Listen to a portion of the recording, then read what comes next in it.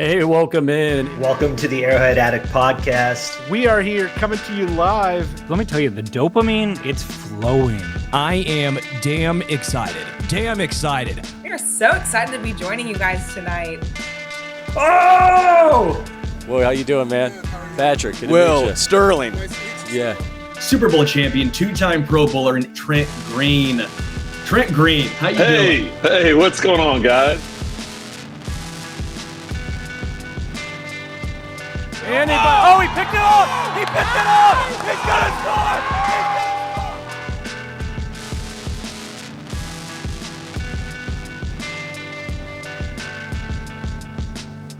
And we'll see you next week. But until then, as always, go Chiefs.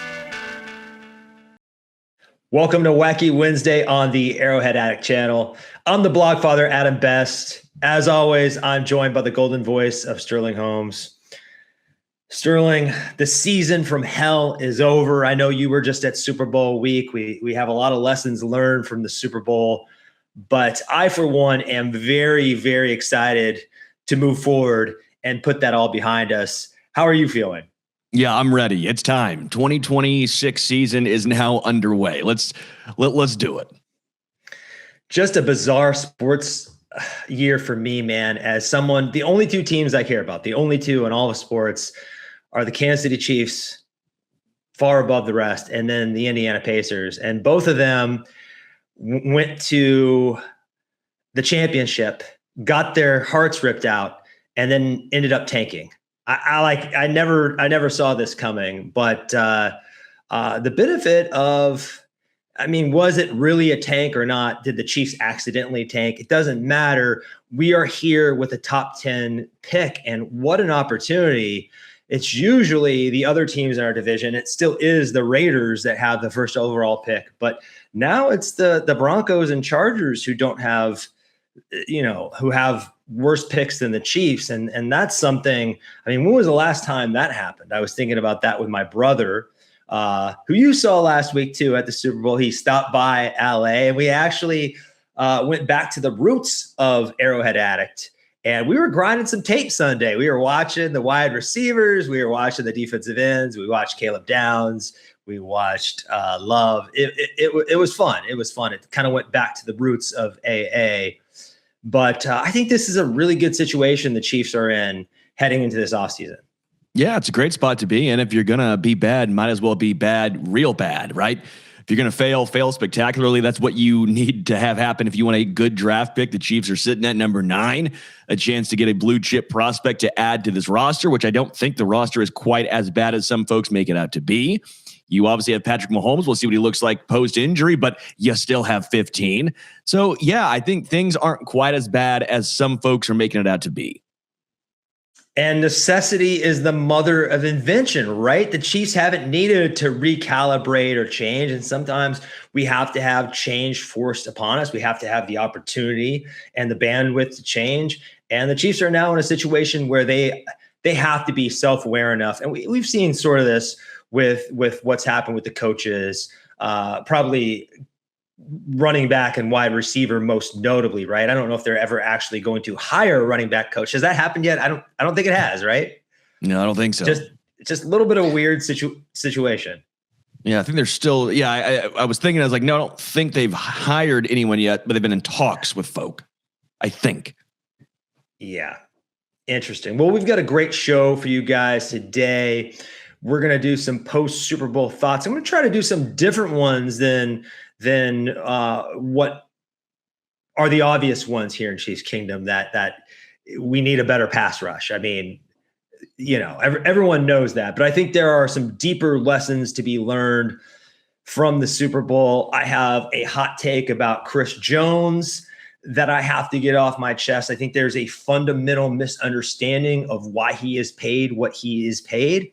And so we'll talk about that. I'm interested to hear your thoughts, but let's jump right into the kind of the post Super Bowl breakdown, the post Super Bowl thoughts. And I want to start with the Trent McDuffie conundrum, because there were two players in this game that really shed some light on McDuffie. I really found Christian Gonzalez, who's one kind of corner for the Patriots, versus Devin Witherspoon, who's a totally different kind of corner for the Seahawks, very illuminating. So let's start with the tail of the tape and just like look at how these guys are built. Christian Gonzalez is 6'1", 205 with 32-inch arms. Devin Witherspoon is 6 foot, 185 with 31-inch arms. And then McDuffie is 5'11", 193 with 30-inch arms. It might not seem like that big of a gulf between him and Gonzalez, but 2 inches and 5'11" might be generous for Trent McDuffie. You think? Maybe. But the arm length we know is not there. And 2 inches in both height and arm length is a pretty significant gulf. So I think the case against the bear case for McDuffie is using him like Christian Gonzalez, who only had 34 slot coverage snaps this past season, including the playoffs, and is really a pure boundary corner. And I think Christian Gonzalez is worth it because there were 3 plays in that game that Trent McDuffie, maybe the third one he could have made. The one on JSN in the end zone where JSN had a step on Christian Gonzalez. Sam Darnold is just a hair late, and Christian Gonzalez knocks it down. But there were 2 with Rashid Shaheed deep, where you really have to have the length and the height to knock those balls down. And we've seen time and time again in the playoffs with Trent McDuffie, kind of that fatal flaw is when there's a guy like A.J. Brown or even Mac Hollins, who apparently every once in a while in the playoffs turns into Randy Moss for a few plays. They're just too big for him. He just can't fight with those ball winners in those contested catch situations. So I think if we're looking at using McDuffie like Christian Gonzalez, that's a little crazy because he just doesn't have that rare trait.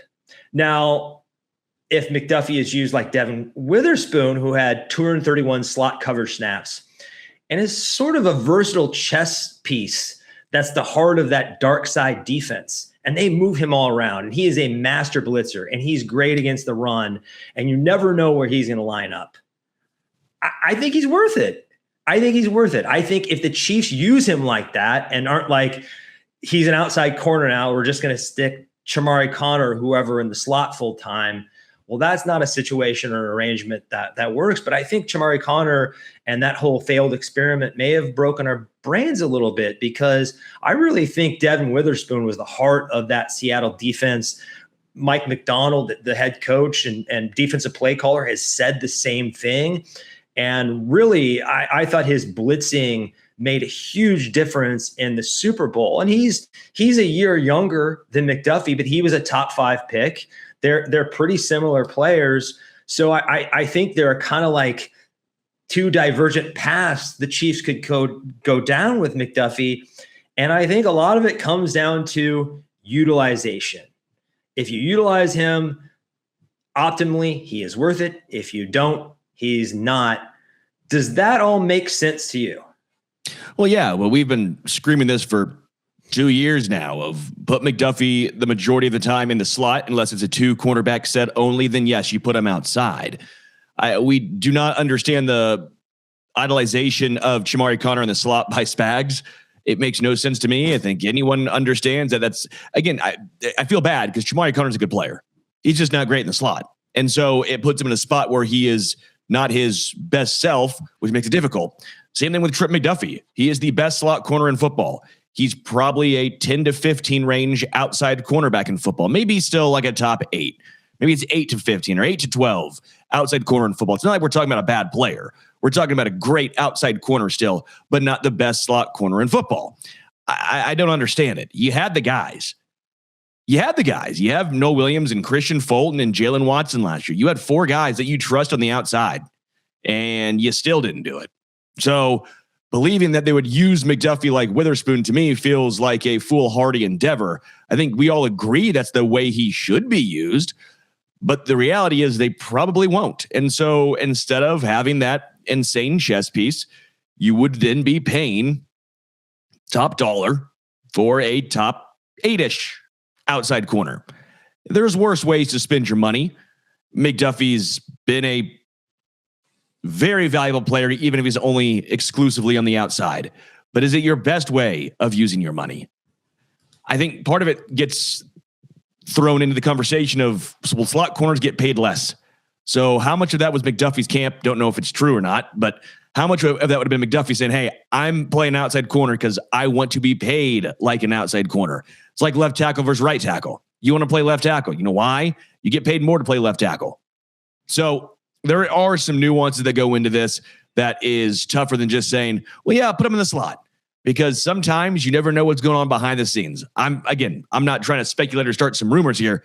That's just my thoughts on this. I think it's always difficult. I think the Chiefs would have tried doing that with L'Jarius Sneed, saying, hey, you played a lot in the slot, so we're not going to pay you as a traditional outside corner. We're not doing that. That makes no sense to us because you played a lot in the slot. And so there's always these little nuances that go in and out of. That's why, was it Chris Jones wanted to be paid like an edge, not just an interior defensive tackle, because the edges get paid more. There's always some situations that go off the field that make things a little more difficult. And it makes a lot of sense. I mean, Travis Kelce, for his entire prime, performed closer to Devontae Adams or Mike Evans than any of his contemporaries at the tight end position. And he got paid a fraction of half of sometimes of what those guys got paid. And is that fair? No. I mean, you could see him fighting for a different designation, arbitration or whatever. My hope is that Devin Witherspoon, being arguably the most valuable player or the leader, the heart of a Super Bowl champion defense, a dominant defense, can allow us to recalibrate in Kansas City and say, we got to prepare for a post Chris Jones future for this defense. And who's going to lead that? Who's going to be the most valuable player? There's a case for McDuffie. And I think for a team, we've been talking, and this is really the next thing we're going to talk about. We've been so desperate for true blue chip players in Kansas City. And it's hard to get them when you have an expensive quarterback. And I mean, Chris Jones, his salary as well, but most notably an expensive quarterback, but also when you pick late every year. And here's a guy that is a blue chip player. We have him currently on our defense. Do we want to trade him away when they are so hard to find in our situation in Kansas City? I think maybe I'm swinging back the other way after, and also just really mulling over what the actual value will be for Trent McDuffie because of his contract situation and his size and everything. I just don't think he's going to command as much as Chiefs fans have been theorizing. It's going to be L'Jarius Sneed all over again, which I think would be. It'll be more than that. It'll be more. It will be. But I'm saying the situation where the return doesn't meet expectations, I think that would be the situation once again. And his knees aren't a ticking time bomb like L'Jarius Sneed's were. So it's just a totally different situation. I know it worked out for us before, and that second rounder hopefully still is very valuable. I mean, who did they pick there? He was a third rounder. It was a third rounder. It was a very early third rounder, though. I don't know. It may have been packaged. Was it Gelati? It may have been Gelati. Trying to think. Anyway, that kind of leads us when we're talking about value and blue chip players. I watched Nick Amenwari, the safety, the rookie safety for the Seahawks, who I couldn't believe how late he got picked last year. I thought he was a top 15 player in that draft. Is he a unique fit for a defense? And do you have to have the right guy to integrate him properly? Sure, but he's a special player. And then Kenneth Walker, who is like a top 40-ish pick, really finally came into his own. I've always kind of thought with Kenneth Walker, he's the kind of player, he's not as good as Saquon Barkley, but he's similar where he's kind of boom or bust. So you're going to want to give that guy 20 touches because he's going to have about 8 of those that are going to get stopped for no gain. but he's not a 3 or 4 yard player. If he gets out in space, he's going to rip off 10, 20, 30, 40 yards, maybe take it to the house.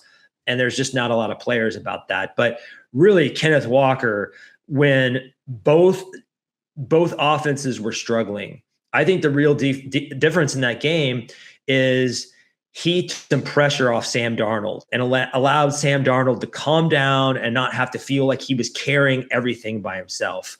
Drake May did not get that opportunity. They couldn't run the ball. So Drake May was pressing. He was putting everything on his shoulders.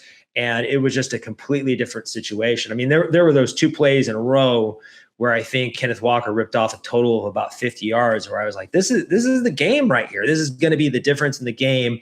And they just have this easy button that they can hit to take pressure off their quarterback and rely on the defense when the other team isn't finding much on offense.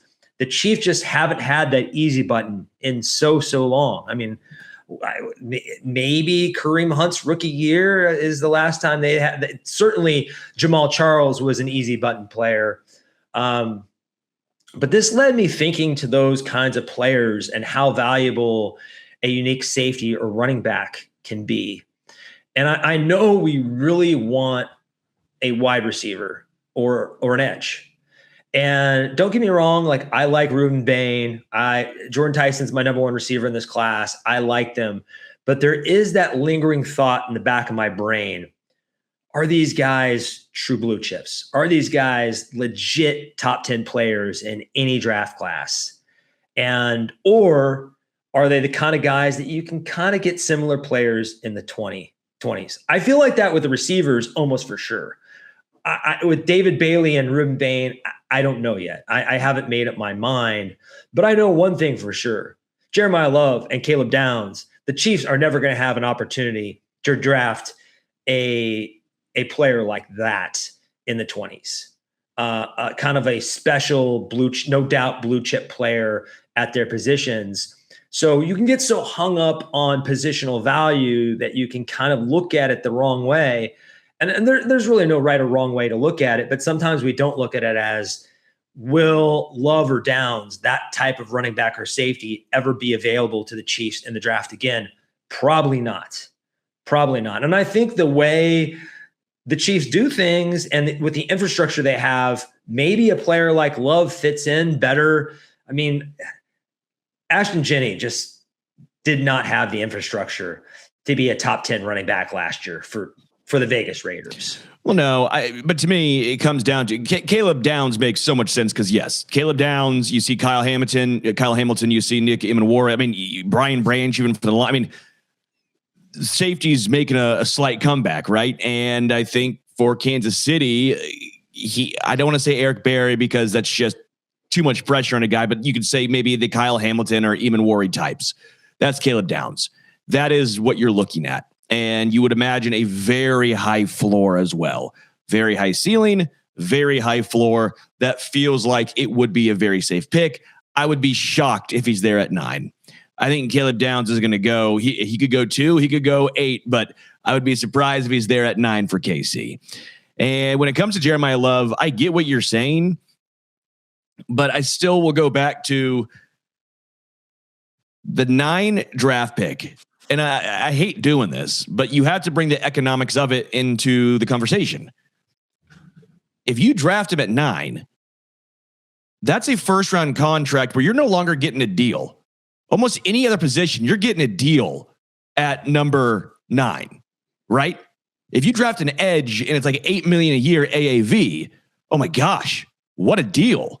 You draft a running back at 9 and it's around $8 million AAV, you're like, that's barely cheaper than what Breece Hall's going to get. So why wouldn't you try and bring in Breece Hall or Etienne or Kenneth Walker for, let's say it's even 12. Let's get even more bullish. But let's say it's 12. Well, then that's a $4 million difference. Well, if you get an edge, that might be a $20+ million surplus that you're bringing in by drafting him at 9 versus going out, let's just say hypothetically, Trey Hendrickson. Now, on the other side of things, the odds of an edge being Trey Hendrickson year 1 are rare. The odds of Downs or Jeremiah Love being a very, very impactful player year 1 are very high. It's what really happens years 2, 3, 4 and then the 5th-year option that the edge would make the biggest, or even if let's say it's Peter Woods, would make the biggest impact. Even wide receiver, you would probably say year 2 through 5. That's what it comes down to. Year 1, I would agree and argue that Jeremiah Love would be the biggest impact player that the Chiefs could probably draft. But years 3 and on, with the AAV and the value and the surplus, I wouldn't be pissed if the Chiefs got Love. But I wouldn't be thrilled. I'd be whelmed. Slightly underwhelmed. Again, I think we'll find out if the Chiefs draft or if the Chiefs bring in Breece Hall, ETN, or Walker before the draft, because they like to at least have a 53-man roster they could throw out there before the draft starts. Then we'll know which way they're leaning. I hate to be the bearer of bad news, but I think Kenneth Walker, there's no way he's hitting the open market after what he just did in Seattle. I think he'll either be retained or franchised. Why did the Jets even keep Breece Hall unless they were going to bring him, re-sign him, put him under the franchise tag? They'll get a decent comp pick for him, but it won't be a 3rd rounder at his price range. And I'm not sure ETN is going to come back either, because that coach really likes to have multiple running backs. I know they like Bashal Tutin, but I think there's definitely a scenario where none of those guys hit the open market. And you're suddenly looking at the best player being maybe Tyler Algier, or I think Javonte Williams possibly could even go back to Dallas. So then you're looking at Algier, guys like Kenneth Gainwell. It's suddenly not a very good class. And I don't know that this is a very great running back class beyond Love. So suddenly you're looking at a value over replacement discussion. You can't leave out the economics, but you also can't leave out value over replacement. If he is night and day better than the guy you can get at 40 or 72 or whatever, it has to be in consideration. The other thing I'd throw out here is just probability of busting, right? Like if FAU busts at 31 or whatever it was, it's a glorified 2nd round pick. You can survive that. Missing on a top 10 pick it gets general managers fired sometimes. It does. You can't have a John Ross in the top 10. It will set or Kevin White. It will set your franchise back years. So I think the most important thing to me is that they have conviction in the pick more than positional value. I know it seems like this is our only chance to get a dominant edge. And I trust me, I'm going to be watching the combine to see how long Ruben Bain's arms are, because that's gonna be a really big thing for the Chiefs. I think there could be a point where the Chiefs take him off their board because they don't see him as a scheme fit. It will tell us a lot. How they view that player will actually tell us a lot about Spag's willingness to evolve and see the position a little differently. And that's obviously one takeaway from the Super Bowl is their defensive line is kind of more like a basketball team where you have some variation. You have different kinds of players with different arsenals, and the Denver Broncos are a lot like this. Jonathan Franklin Myers and Zach Allen and Nick Bonito, all these guys are kind of different. They can throw different pitches at you. And the Chiefs, outside of Chris Jones, the Chiefs just have one pitch. It is just sturdy power guys who win with motor, and it's just time for that to go by the wayside. Yeah, no, I'm with you. It's been frustrating to see the sameness that has been perpetually permeating throughout this defensive line, especially just the edge rushers. FAU was actually a different pitch, but he wasn't really ever used. I still have some question marks in FAU, man, as far as could he be a Joshua Uche type of guy? Could he be a guy that's, I know he didn't have this year, but could he be a guy that gets you 6 to 7 sacks on obvious passing downs? Could that be FAU? Well, he never really got the opportunity. He looked good in the 5 snaps a game he would get, and that was it. And then he was out all last year, so we didn't see any progression. He'll be on the team. His contract doesn't make sense to cut him. So FAU more than likely will still be at least on the roster. What his role will look like, we don't know. But you're right. Just even trying to get a new stylistic player in the defensive line room would be huge. Right. FAU he just turned 24, guys. He just turned 24 years old. And a lot of this comes down to fit and situation, whether these guys make it or not. Some guys just don't have it. I'm not sure Sky Moore, in retrospect, would have made it anywhere. FAU, I'm just not so sure on, because when he gets snaps, occasionally he will flash. He'll get a tackle for a loss or something, and you'll see these faint glimpses with him. And it wouldn't shock me if he had obviously this is a better player, but Chase Young disappointed in his first stop at edge, had the injury, went somewhere else, wasn't what you wanted, but has been a very productive player in New Orleans. I wonder if FAU is going to find greener pastures on a roster that's a little bit more open-minded about the kinds of defensive linemen they're willing to rotate in and out. I'm with you. I just can't shake the thought of, and it's the Joshua Uche thing that really kind of leads me down this road, just wondering if there's a lack of flexibility with Spags because he cares so much about contain and these edges, setting the edge and stopping the run. And personally, I'd be willing to bend and sacrifice a little bit on the run to add a little bit of juice, situational juice to the pass rush. But I know Spags has been very stubborn wrapping his head around that. And the guy obviously has a brilliant football mind, knows a lot. It does things the way he does them for a reason. But at some point you start hitting a wall and it's time to recalibrate. Yeah, agreed. Do we have any other lessons from the Super Bowl? I heard you talking about Sam Darnold and if this is the new normal, if quarterbacks in that tier can consistently win and through running the ball and a ferocious pass rush. And really, he's not that different than Jalen Hurts. I know they have a completely different skill set, but they have some high traits and some obvious limitations. But in the right situation, you can win with them. I just think this was a down year. I don't want to bag on the Patriots too much. I do think they're a little fraudulent. I do think this was kind of a Truman Show year for them, where it almost felt like someone was pulling the strings behind the scenes to line this up for them. And I knew before the game. We were joking on Twitter about when they played Man in the Box by Alex in Chains for Seattle. It was over at that moment, but it just felt like the Patriots were happy to be there again. We're not supposed to be here, and we're playing with house money. Whereas Seattle, they just really, really wanted it. But I don't know. I think whether it's quarterback injuries and all this other stuff, next year is going to look dramatically different. I think Kansas City is going to be back in the mix. I think Baltimore's going to be back in the mix. It would shock me if they're not. Both of those teams have been running hot for a while. They caught the negative end of variance. I expect post Sean McDermott, maybe even the Buffalo Bills will take another step forward. It's certainly possible. You still have Joe Burrow in the conference.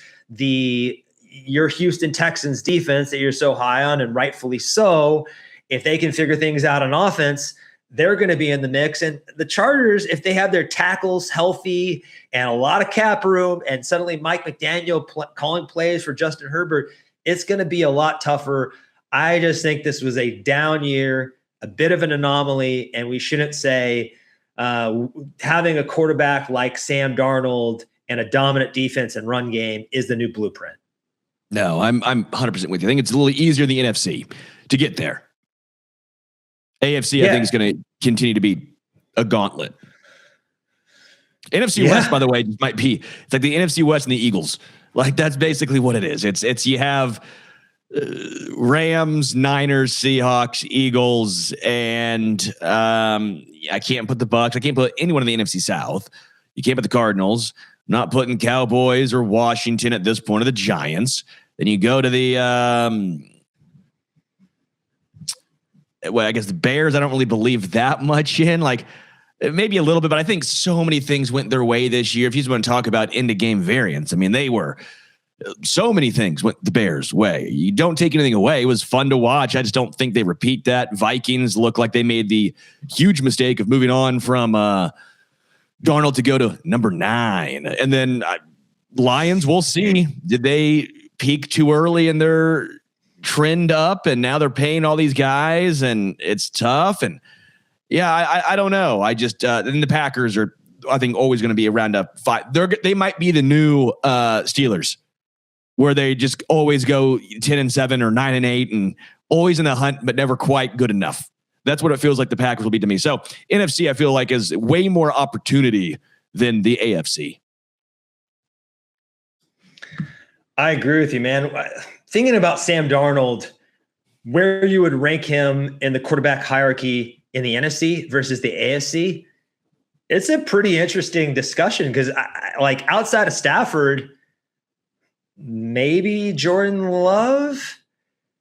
If you are a huge Hurts or Brock Purdy backer, maybe, but you start getting to the point where, and then in the AFC, you just rattle off 6 names in your sleep before you're even remotely considering Sam Darnold. So I do think it is the easier conference. And this year, for some reason, when you don't have the Ravens and the Chiefs as part of that gauntlet, it's just a lot easier. It's not what the Chiefs had to do a few years ago, where they went through 2 of the greatest DVOA teams ever in the Buffalo Bills and Baltimore Ravens. It just wasn't like that at all. Yeah. All right. Hot Take Kingdom. It has been a while, so we're bringing it back. And this week's Hot Take Kingdom is: the fan base has a fundamental misunderstanding of why Chris Jones gets paid so much. Welcome to the kingdom.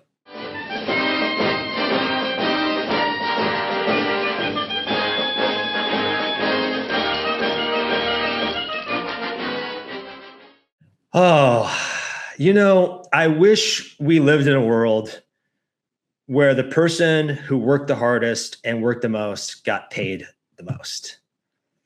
That's just not how life works. I'm going to use Robert Downey Jr. as an example. So Robert Downey Jr., for the last 2 Avengers movies, and they brought him back, but we'll get to that. He had 50 minutes combined over 2 movies. He made $75 million alone for the last movie. He made like $150 million combined. He didn't make that because he was on set more than anybody else, or because how many minutes he had on screen. He has that because, again, we're talking value over replacement. He has a rare 99th percentile skill set when it comes to charisma and carrying a movie and getting an audience in seats. That is why he is who he is. That's why they brought him back, because he is a rare talent. Is it fair? No. Is it fair to the production assistant or the second assistant director who are working night and day and killing themselves in the production? Life is not fair. And Chris Jones is a similar type of talent. You just cannot find Chris Joneses. You cannot find them. He is 99th percentile, not right now in terms of his elite pass rushing trait. 99th percentile in the history of the NFL for an interior defensive lineman to be able to generate pressures, despite being the focal point of double teams and offensive coordinators and offensive lines and quarterbacks. Everybody knows that the game plan has to revolve around not allowing 95 to blow up their shit. And I think fans want him to play a ton of snaps. I've been arguing that he's playing too many snaps. So there are only 3 defensive tackles over the past 2 seasons who have played more snaps than Chris Jones. You have Zach Allen, who's 28. You have Kobe Turner, who's 26, and Jalen Carter, who's 24. Chris Jones will be 32 this summer. And Ideally he could just have infinite energy and blow up the run and play every snap. But it's important that he doesn't get injured. It's important that he's fresh to do what he does best. I don't really want him in there on 2nd and 2 being an innings eater when you can pay Mike Pennell peanuts to do that. And it's the same thing in Green Bay. They don't pay Micah Parsons $47 million because he stops the run or because he's going to play every down.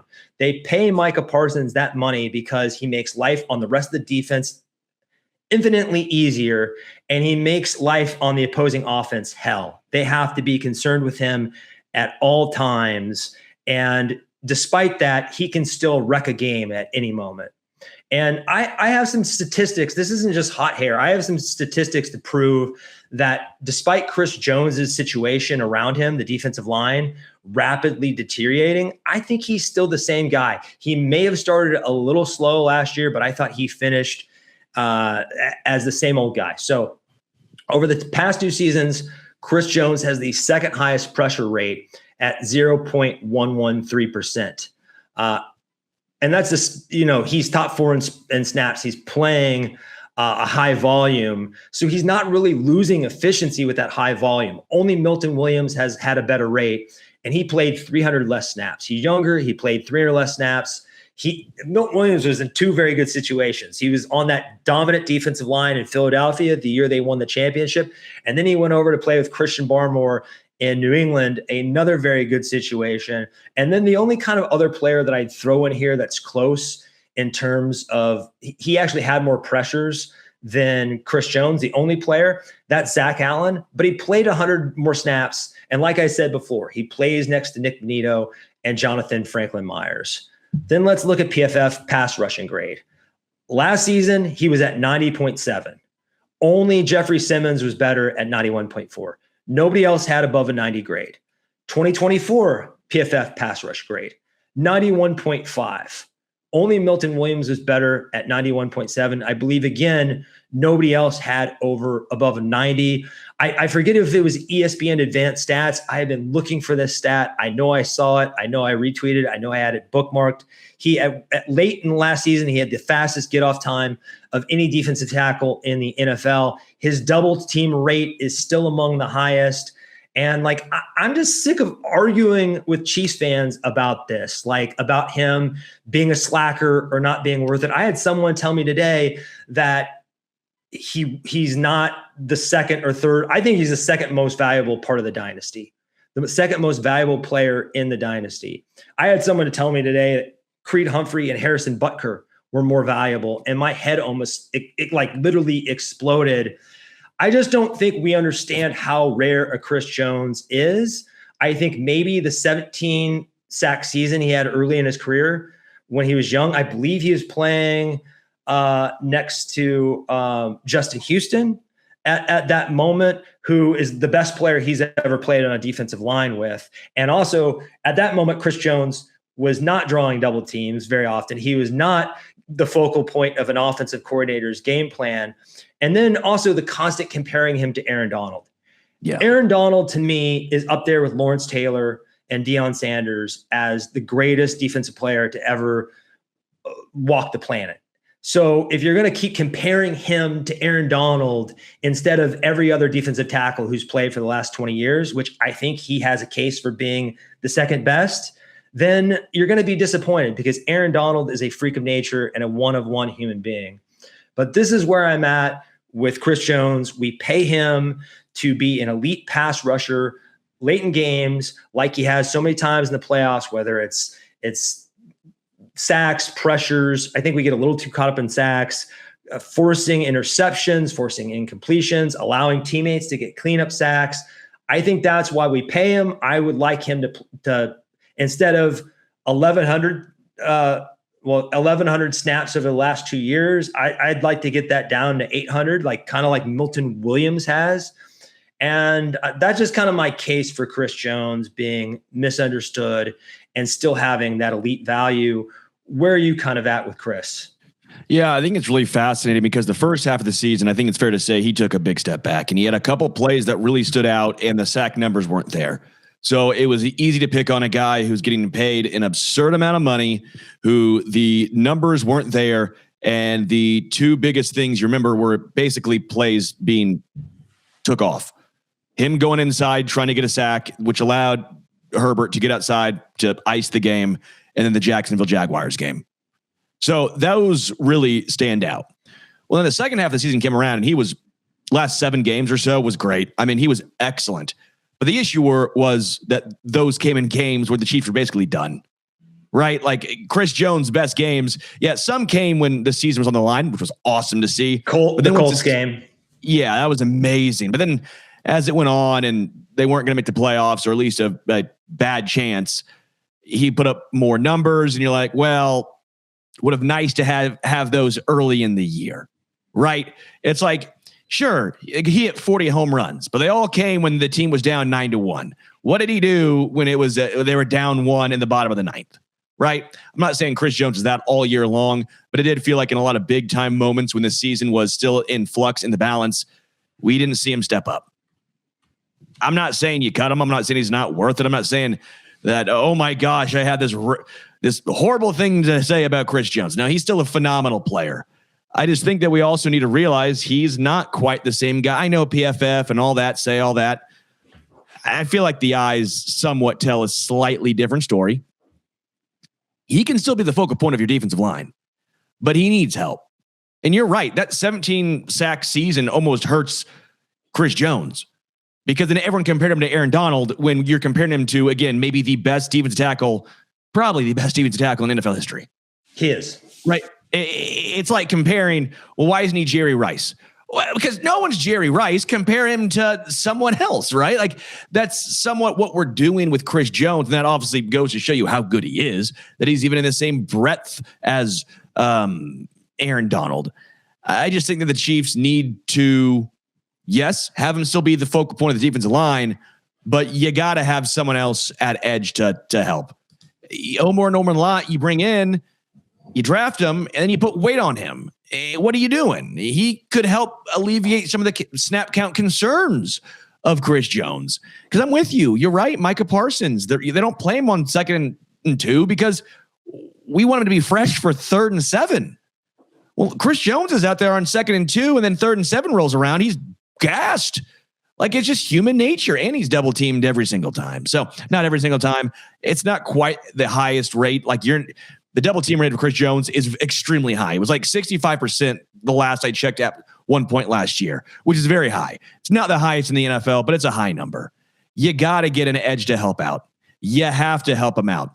Let him see more one-on-ones, and the sack numbers will go from 6 to 7 to 9 to 10, and we will stop this conversation.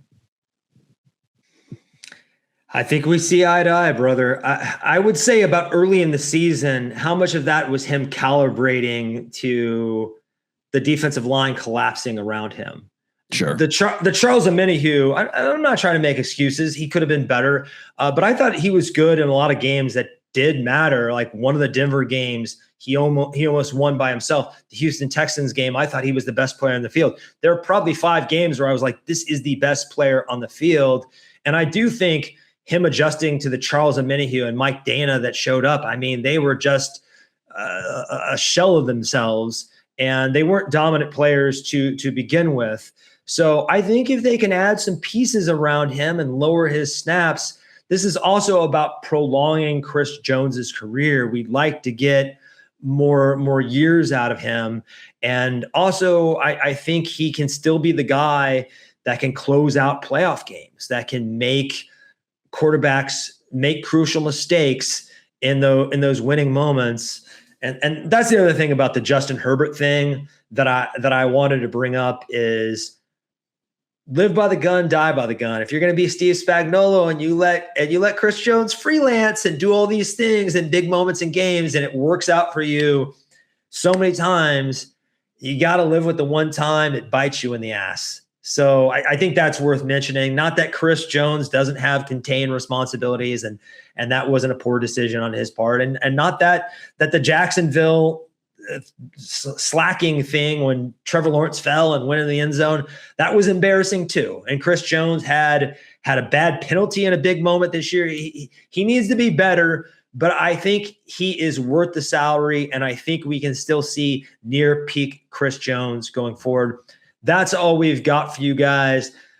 Thank you for supporting Arrowhead Addict. If you dig our community, subscribe here on YouTube, leave a 5-star review on Spotify or Apple, and check out the mothership, arrowheadaddict.com.